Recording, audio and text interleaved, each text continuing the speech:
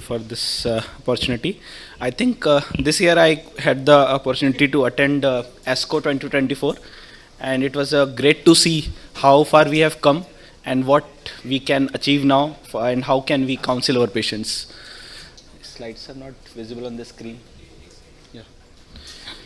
So if we see this ALK inhibitor development timeline, I think all of us are well aware of it, so I will not go into great detail of it, but will just show the important points. Lorlatinib came into approval from the Crown trial in 2021. Before that, alectinib was there from 2017, and now it has clear approval in the first line. So why we always tend to discuss, we tend to see the same graph from Pfizer multiple times. What is the importance of this graph?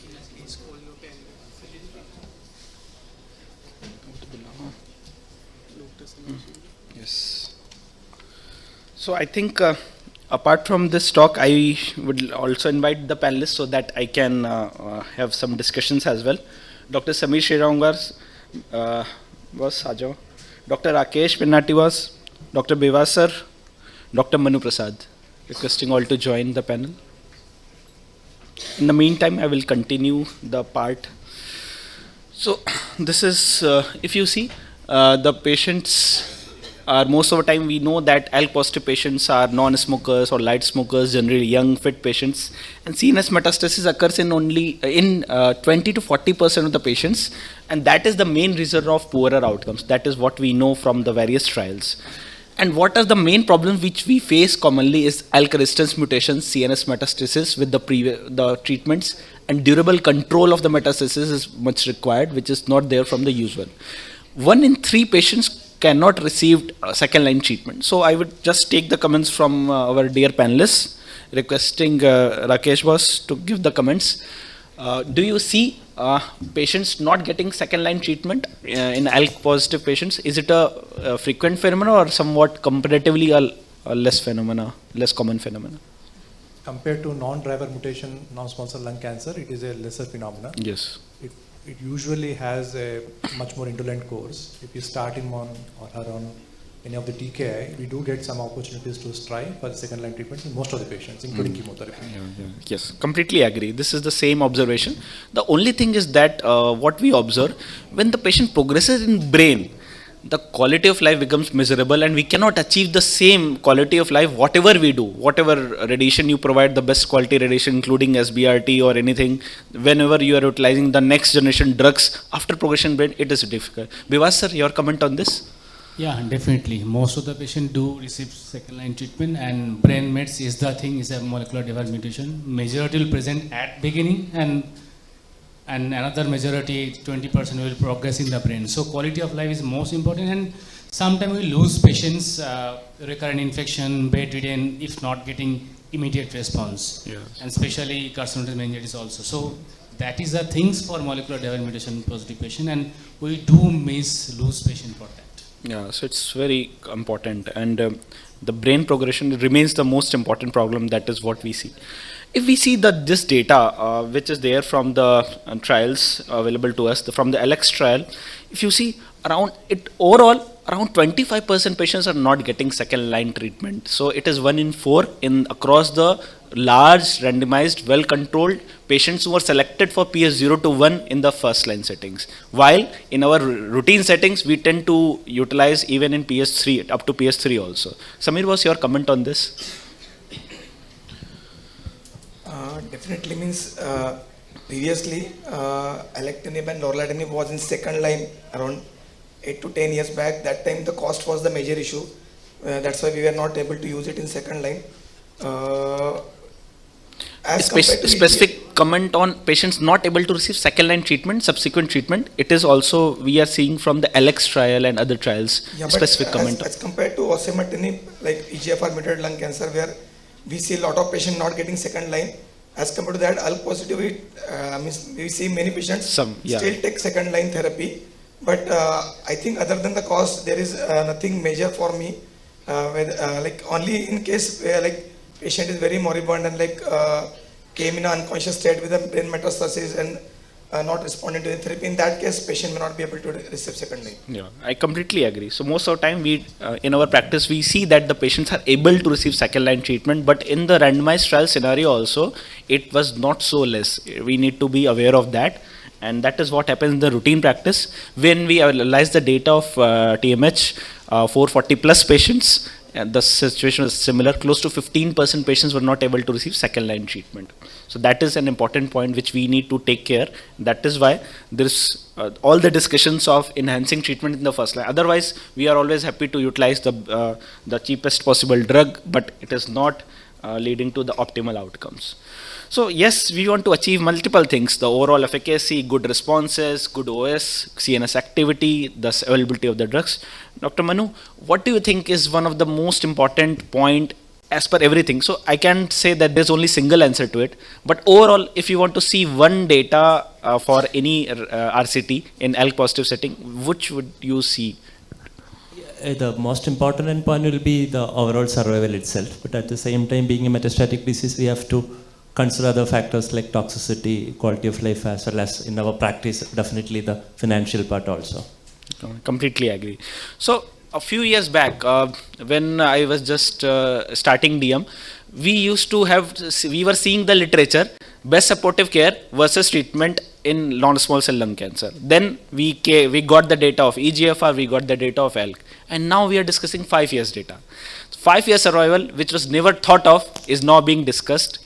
And for this data, crown data, which we all are aware of, because I don't want to go into details of crown because we have seen it and discussed it multiple times. But what we want to discuss here is we are getting the outcomes which we are getting. Rakesh sir, your points and comments. Extraordinarily good results. Essentially, this has become a chronic condition comparable to that of organ dysfunctions like CKD or heart failure or diabetes, in fact. So at 5 years, we are not reaching the PFS. Yes, median is not reached at 5 nearly years. 65% of the patients are still on the drug. Yes. This is extraordinary. It is unparalleled across the malignancies across. Yeah, completely agree. And This is the only therapy which has given highest PFS till now in overall any targeted treatment anywhere in oncology actually. So if we see the median PFS from the other data sets, a good drug like alectinib, which is known to be a drug which is a good efficacy and outcomes, had median PFS overall 25 months. We'll come to the data of specific subgroups in the subsequent slides, but just to highlight for the benefit of the residents who are attending, that median PFS is 25 months.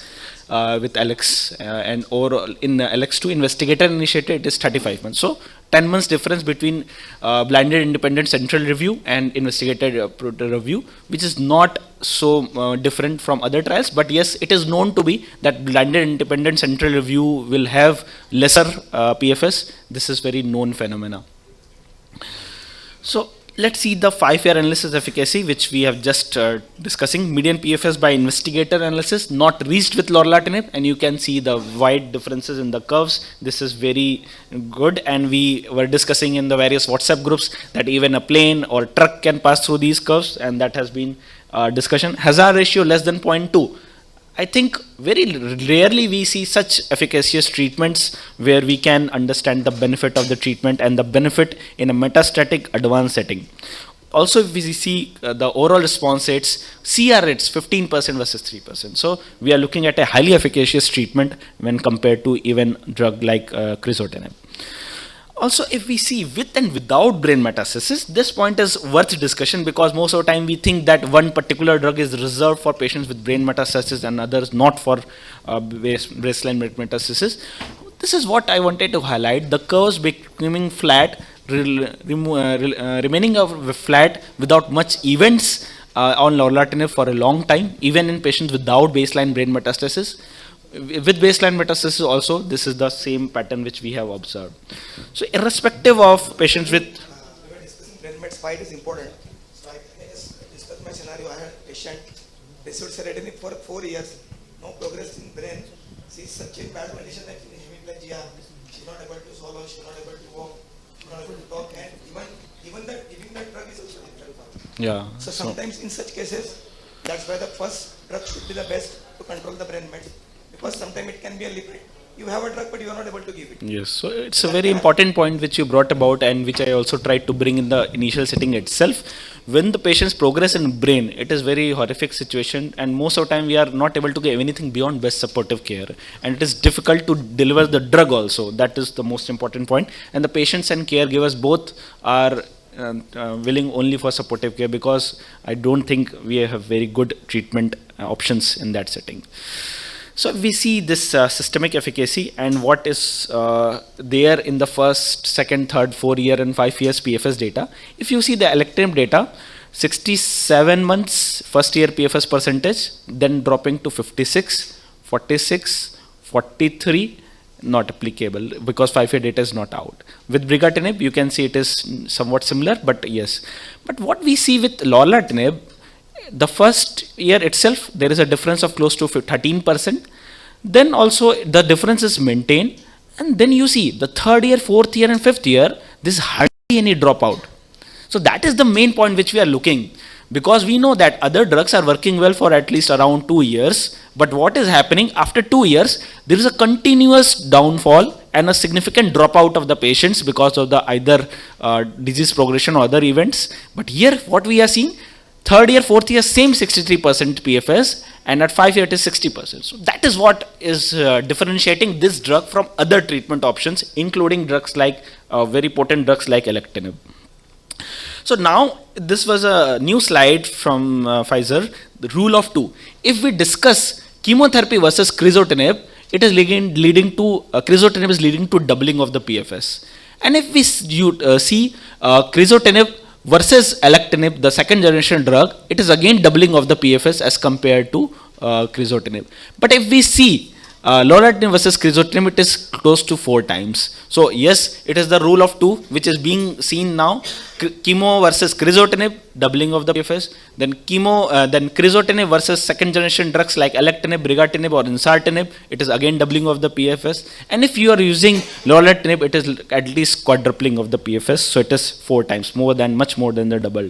So that is what we are looking at. 5 year OS of significantly increased, significant benefit. So if we see this comparative data, I think we all as a clinician would want to see direct comparisons like alectinib versus lorlatinib, but we know that that is not going to happen anytime soon or even after 10 decade later. Any comments on this? Rakesh boss, your comments on the availability and use of the third generation drug upfront?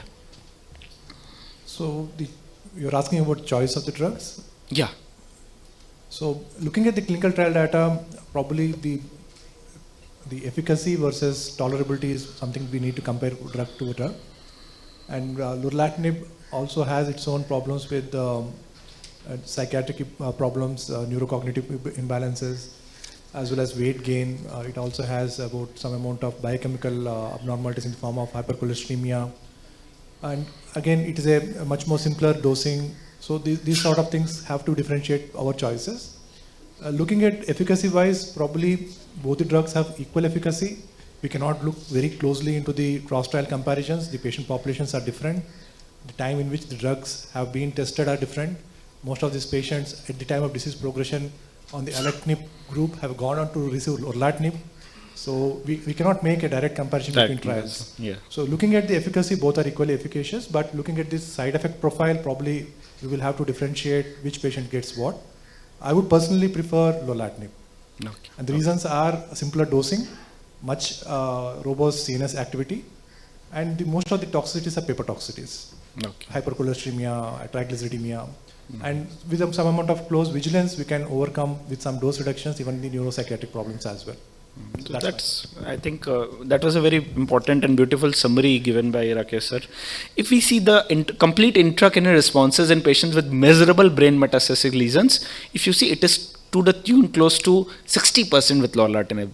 It is close to 38% in the reported in the ALX trial. So again, a doubling of the complete intracranial responses from 35 to 70%. That is what we are able to see because of the extensive activity in the brain.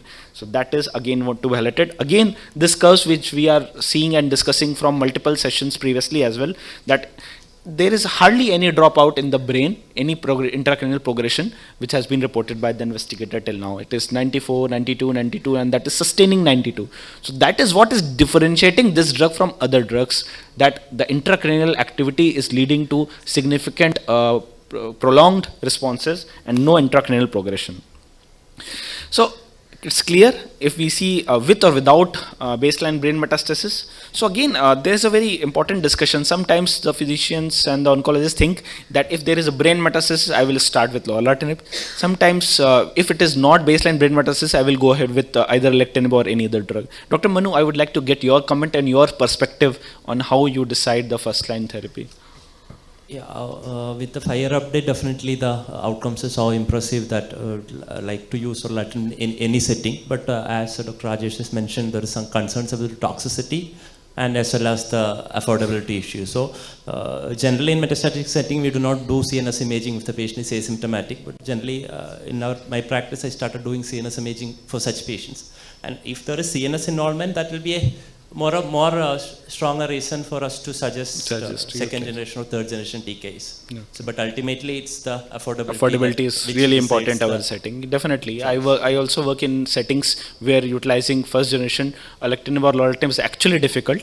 But when we see such data, it gives us significant confidence wherever feasible we can utilize these drugs in the field. If you see a CNS metastasis, that's one more point towards using a second generation or third generation.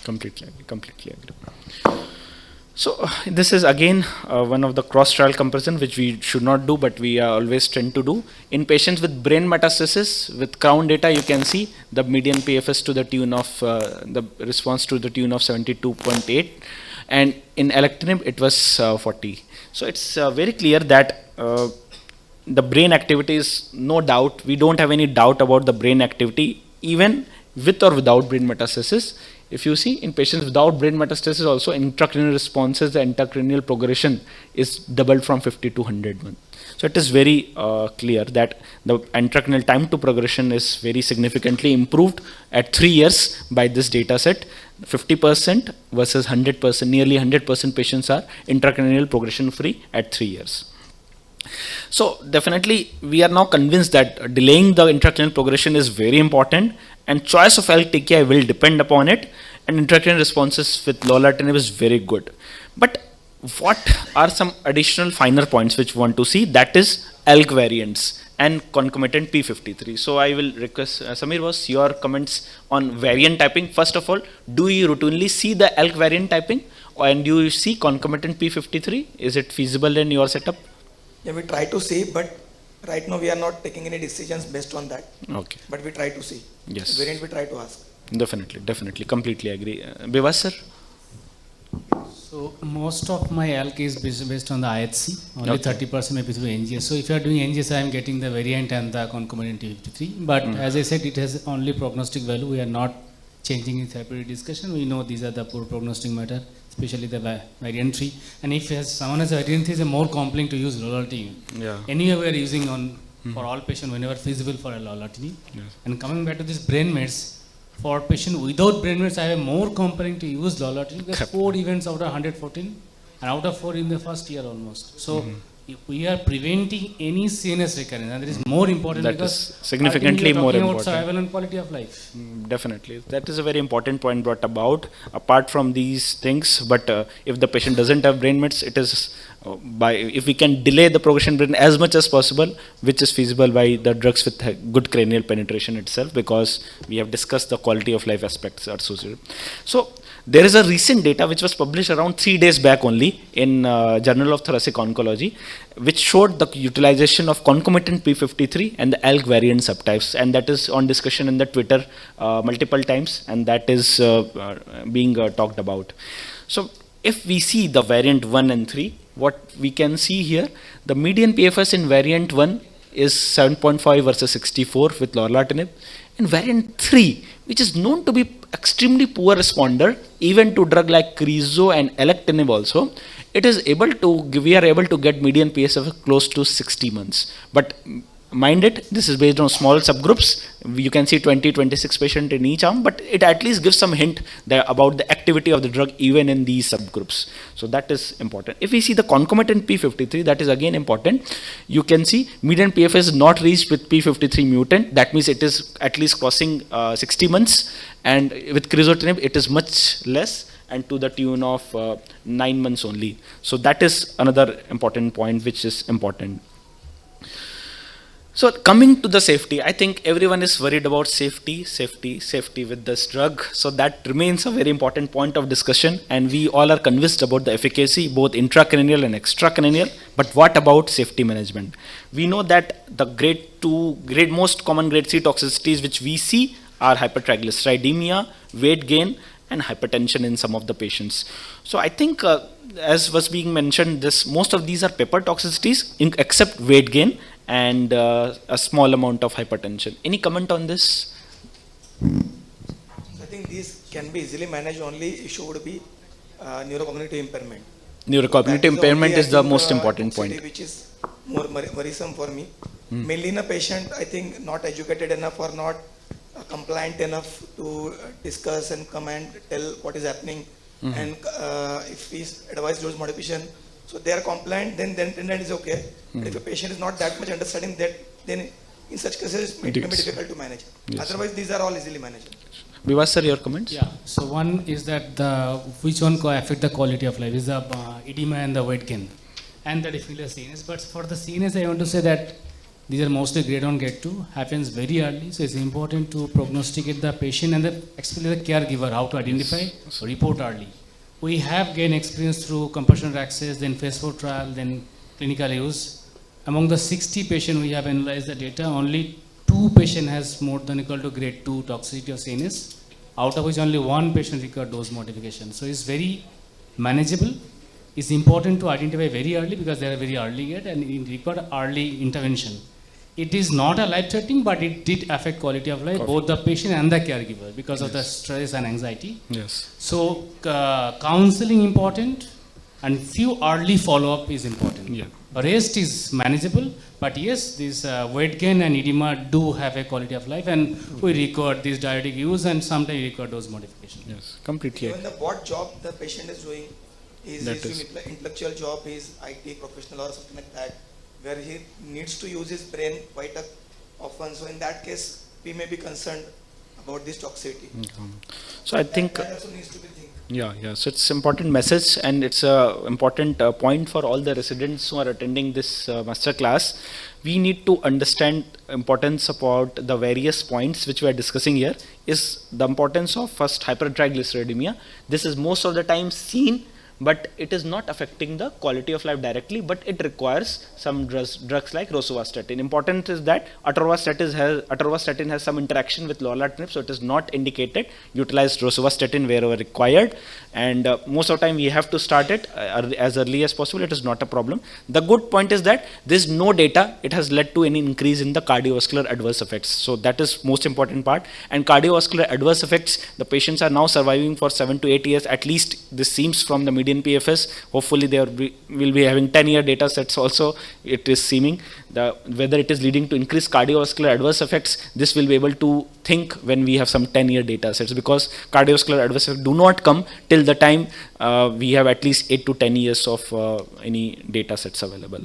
And also second point, which was very importantly brought about by Vivas sir, is that we need to counsel the relatives and the caregivers. So what happens, the small subtle changes which are observed from the psychosomatic disturbances will not be reported by the patient himself or herself. These will be first observed by the relatives who are living closely with the patient. So that is very important. You must counsel the spouse if feasible, or any other relative who are living together with the patient, so that they can identify the psychosomatic disturbance and report to you, so that you can do the needful if require some interruption, and if required dose reduction. And there is enough data to suggest that dose reduction or dose interruption does not reduce the benefit of the treatment from lorlatinib. Vivas sir, you wanted to comment on this? No, I think this is the crux of the management. AE management is very important, and I think over the years we have learned how to identify, how to manage. Yeah. Yes. But I need to leave. Okay. Yeah. Thank you. Please. So I think we tried to cover most of the point and dose reductions. If you see just from the ALK data also, in ALX, the dose reduction was done in around 20% of the patient. Dose discontinuation was done in 15% of the patients. In Crown, dose reduction was done in 23 and dose discontinuation done in 11%. So it's clear that even in the ALX trial, alectinib, which we think is a very drug with tolerable toxicities, there was 15% discontinuation, while it was to the tune of 10 to 11%. So it's clear that at least 5% less discontinuation is seen in Crown, though it's a cross-trial comparison, but it doesn't seems to alter, it should not alter our decision of utilizing the drug based on the toxicities. So I think we have covered most of the aspects. I will come to the importance point related to the quality of life and this edema. This edema is very important. Sometimes it leads to significant reduction in the quality of life, and also peripheral neuropathy. This we did not think that patients are having, but when we started to ask the patients, grade 1 or sometimes grade 2 peripheral neuropathy is reported, and that has been reported from the various trials of lorlatinib as well. So we need to ask this about the patient, and median time to onset is after a year for peripheral neuropathy associated with lorlatinib. So that is one important point which I wanted to bring about. Also, weight increment and edema, these setups start to develop after 150 days, and it is a class effect of all the ALK inhibitors. We have seen crizotinib causing significant amount of edema and weight increase, but yes, the problem with these drugs, they are somewhat resistant to diuretics, and sometimes they require dose reductions also. So we have done dose reductions even due to persistent edema not responding to diuretics. So this is also important, and these need to be counseled. You should document the weight at each follow-up. Most of the time in our setups, we do follow after 2 to 3 months as per the institutional protocol and the situation in which you are working. You need to document the weight at each follow-up so that you can act upon it at the correct time. So that is another point which is important. Other thing is, if you see the most important changes, what are coming are the initial hallucinations, and we are very well aware with the hallucination because we have utilized crizotinib in so large number of patients that they start somewhat earlier. Mood effects also same time. Speech defects and cognitive defects, median time to onset is after 150 days. So that is another point. It is not seen very early. It is seen close to after 6 months, and we need to counsel and be more aware, and here it will require somewhat closer follow-up. These effects are most of the time very transient and go rapidly, but if you identify it at this correct time, you can either act upon it by holding the dose or reducing the dose, whatever seems to be feasible and acceptable. With cognitive effects which come after 6 months, we need to have some close follow-ups at this point of time, so that if the patient is actively working, the patient can and the caregivers can report the toxicities. This is about the management of the toxicities, which we have already discussed and understood. And dose reduction doesn't reduce even the intracranial outcomes, so it is not a problem. This is important patient-related outcomes which has been reported across the 3 trials of alectinib, brigatinib, and lorla. If you see the changes from the baseline from the global threat status, so if you see the patients have significantly good response, but what is happening when the disease is progressing after median of 35 months, the quality of life is rapidly deteriorating. The same thing is seen in brigatinib. Again in the lorlatinib, somewhat similar thing. So till the patient progresses, the patient-related outcomes are similar.